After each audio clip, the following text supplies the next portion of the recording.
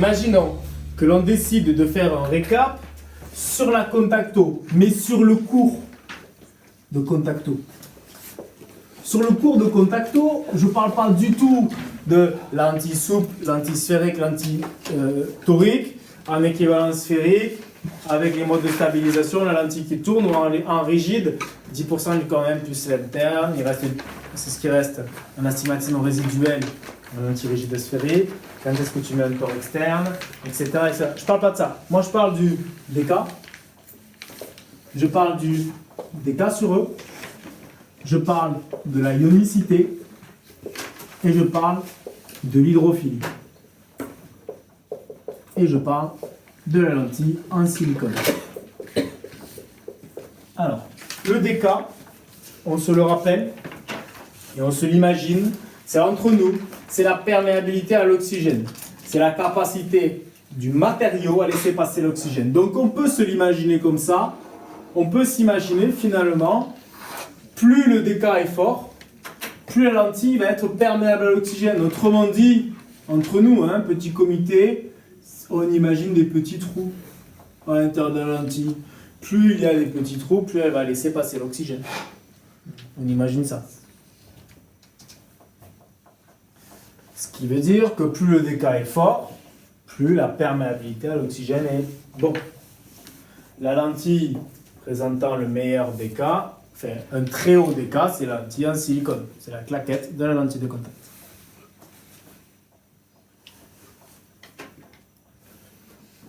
On voit du coup très bien, si on imagine ça, que si tu as des larmes qui se reposent par-dessus la lentille de contact, donc on parle de mouillabilité ici, plus ton DK est fort, plus les larmes vont être aspirées, donc elles ne vont pas tenir sur la surface de la lentille de contact. Donc plus le DK augmente, plus la mouillabilité diminue.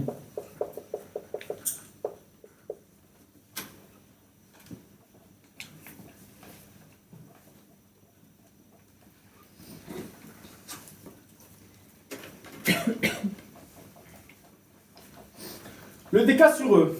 Le DK sur E, on y fait attention parce que sur le DK, c'est le paramètre de perméabilité à l'oxygène de matériau par rapport du coup à une lentille.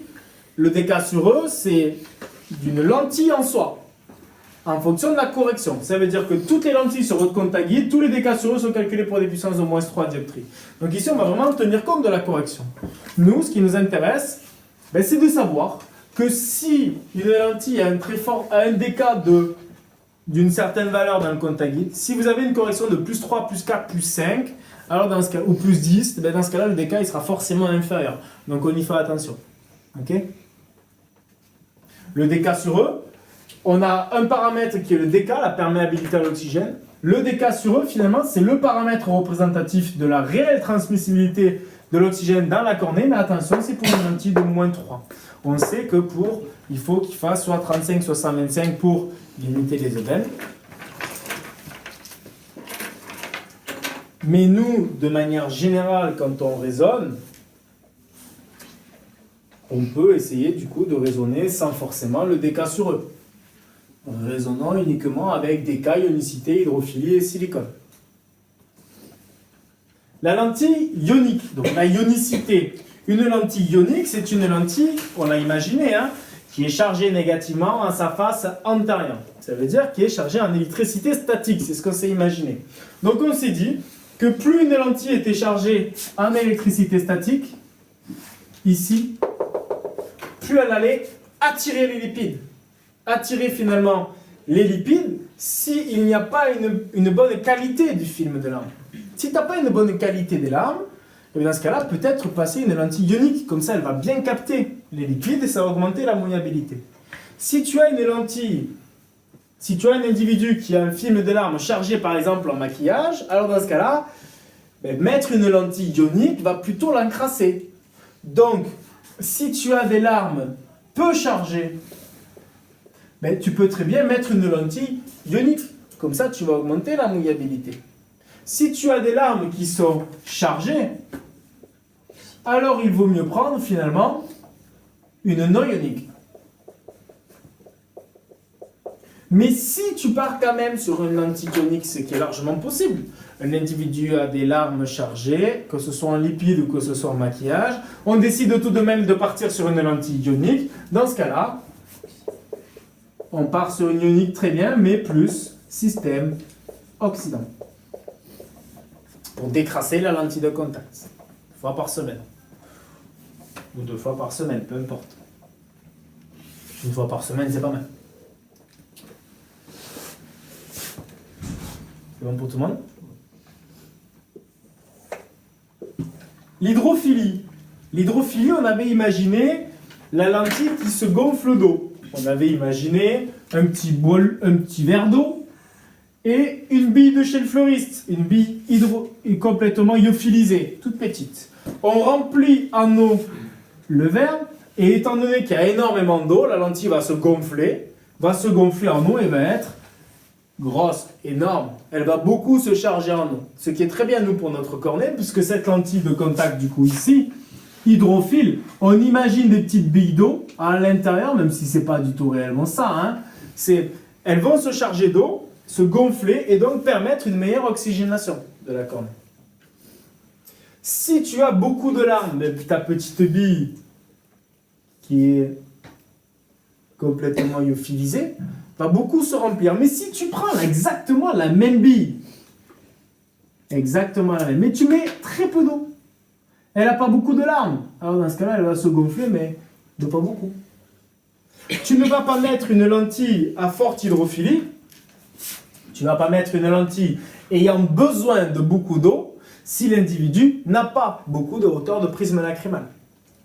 Tu ne vas pas mettre une lentille de contact à forte hydrophilie, un individu qui n'a pas beaucoup de larmes, tu ne vas pas mettre une lentille à basse hydrophilie pour un individu qui a beaucoup de larmes. C'est dommage, tu perds l'avantage de l'hydrophilie.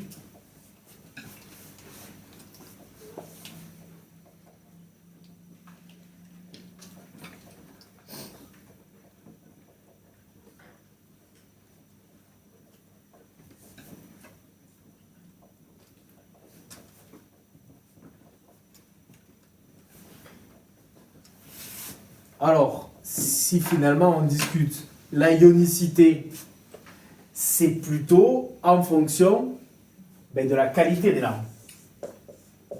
En fonction du break-up time, en fonction de ton spéculaire sur l'arme, est-ce qu'il est chargé ou pas chargé ce film de larmes. Alors que l'hydrophilie, c'est plutôt en fonction de la quantité des larmes. Est-ce qu'il y a beaucoup de larmes ou est-ce qu'il n'y a pas beaucoup de larmes?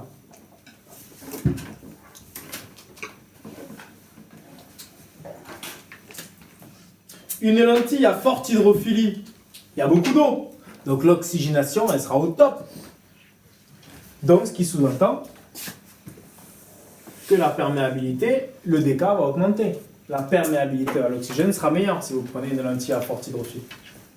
Les groupes, puisque bien entendu, il y a vraiment beaucoup de paramètres, des cas sur ionicité, hydrophilie, la FDA a rassemblé tout ça dans les fameux 4 groupes.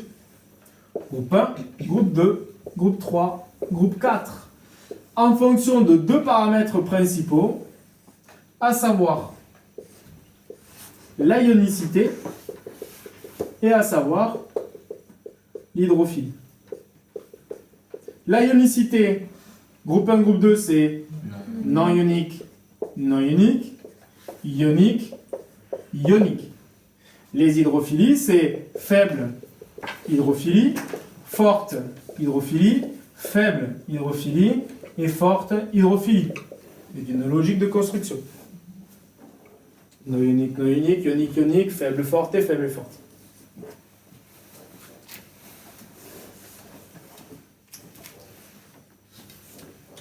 Et le groupe 5, la lentille en silicone hydrogel. La lentille en silicone hydrogel, le dK, il est très important. Donc la perméabilité à l'oxygène est très importante. Ça va? Mais sauf que si la perméabilité à l'oxygène est très importante, la mouillabilité serait moins bonne. Et si la mouillabilité est moins bonne, il faut traiter la face antérieure des lentilles en silicone hydrogel avec du plasma. Pour optimiser la mouillabilité d'une lentille en silicone hydrogel, il y a sur la face antérieure du plasma permettant d'augmenter la mouillabilité. La silicone, vous avez dit, elle a un fort déca, du coup elle a une forte hydrophilie. Elle a un fort déca, du coup elle a une énorme perméabilité à l'oxygène, mais une mauvaise mouillabilité.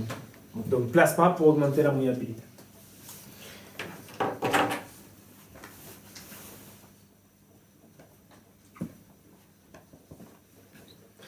Donc la lentille en silicone va avoir un très bon déca. Donc va avoir une bonne oxygénation de la cornée ou une moins bonne oxygénation de la cornée.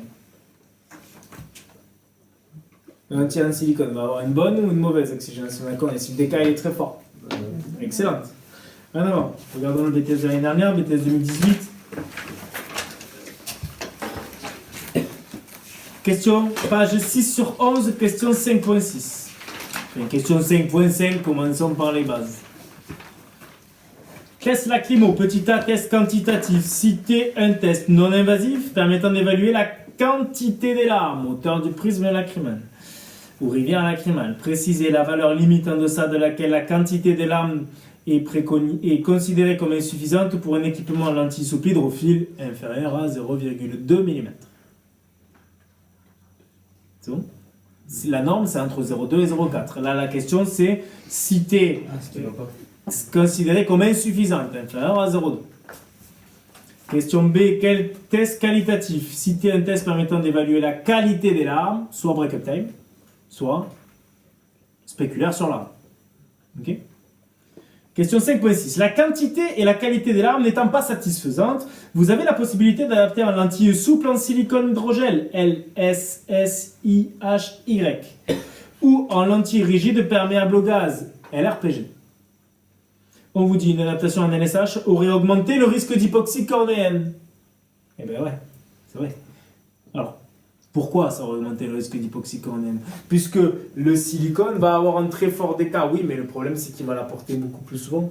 Et s'il apporte plus souvent, plus longtemps, parce qu'il a ça moins, ben, il y a encore plus de risque d'hypoxie cornéenne. Définissez le terme d'hypoxie, donc d'oxygénation de la cornée. Citez deux signes d'hypoxie pouvant être observés à la biomicroscopie: hyperémie conjonctivale, la néovascularisation, le polymorphisme, le polymégatisme, le cornea guttata et les bleps. Indiquez une conséquence d'une hypoxie prolongée sur la vision, une chute de l'acuité visuelle. Citez un avantage des silicones hydrogel permettant l'adaptation en cas d'hypoxie, un très fort déca. Écho. Citez un avantage de l'antirigide permettant l'adaptation en cas d'hypoxie, la meilleure oxygénation de la cornée grâce au film.